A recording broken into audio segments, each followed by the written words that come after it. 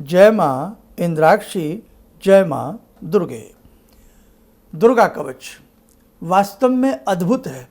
जो साधक हर समय भय से ग्रसित रहते हों, जो साधक हर समय जिनका मन अनमना सा बना रहता हो, एक अज्ञात भय, चाहे वो मृत्यु का हो, शत्रु का हो, कोर्ट कचहरी का हो, कर्ज का हो, किसी भी प्रकार का भय आपके मन में व्याप्त रहता हो, आपको दुर्गा कवच जरूर पढ़ना चाहिए।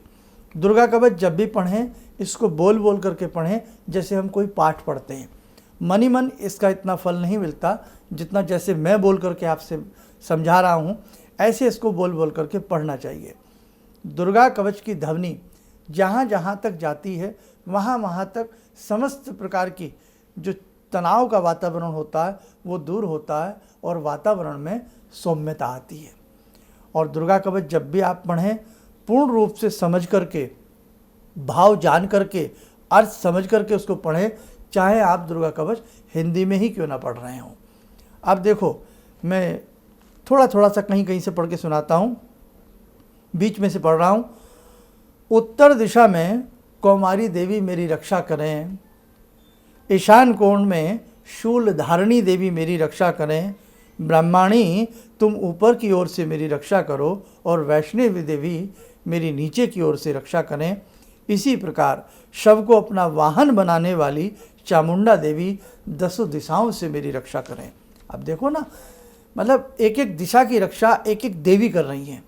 जया आगे से और विजया देवी पीछे से मेरी रक्षा करें।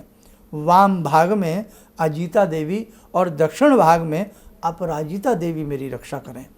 ललाट में, मेरे मस्तक में मालाधारी रक्षा करें। यशस्विनी देवी मेरी बाहों की रक्षा करें। आईब्रो।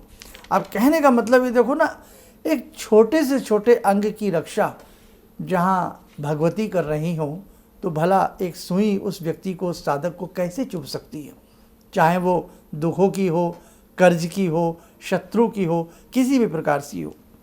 और उसी के साथ साथ हे महादेवी कौमारी दांतों की मेरी रक्षा करें और चंडिका कंठ प्रदेश की रक्षा करें। चित्रघंटा गले की करें। तालु में रहकर महामाया मेरी रक्षा करें। कामाक्षी ठोड़ी की और सर्वमंगला मेरी वाणी की रक्षा करें। आपको पता है वाणी कितनी अनमोल होती है ना। आपकी वाणी का किसी के ऊपर कितना असर पड़ता है।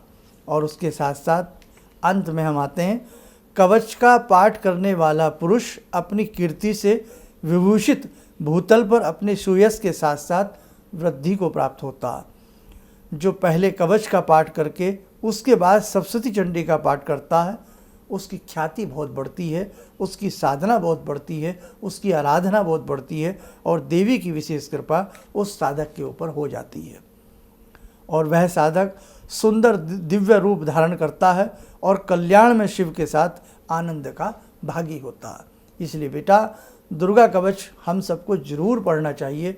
चाहे आप वीकली पढ़ें, आफ्टर फोर्टनाइट पढ़ें, लेकिन हमें पढ़ना चाहिए। चाहे हम सप्ताह में पढ़ें, 15 दिन बाद पढ़ें या प्रतिदिन की साधना में आप दुर्गा कवच को सम्मिलित कीजिएगा। क्योंकि आज व्यक्ति के मन में बड़ी अशांति है, शांति व्याप्त नहीं है। पैसा है लेकिन फिर भी अशांति है। इसलिए अशांति को दूर भगा करके शांति को प्रदान करने वाला ये दुर्गा कवच है। समस्त प्रकार से हमारे बच्चों की, हमारे राष्ट्र की, हमारे कुल की इस कवच से रक्षा होती है। तो ये अद्भुत अनुपम कवच है, इसलिए आप इसको प्रेम से और भाव से जरूर पढ़िएगा।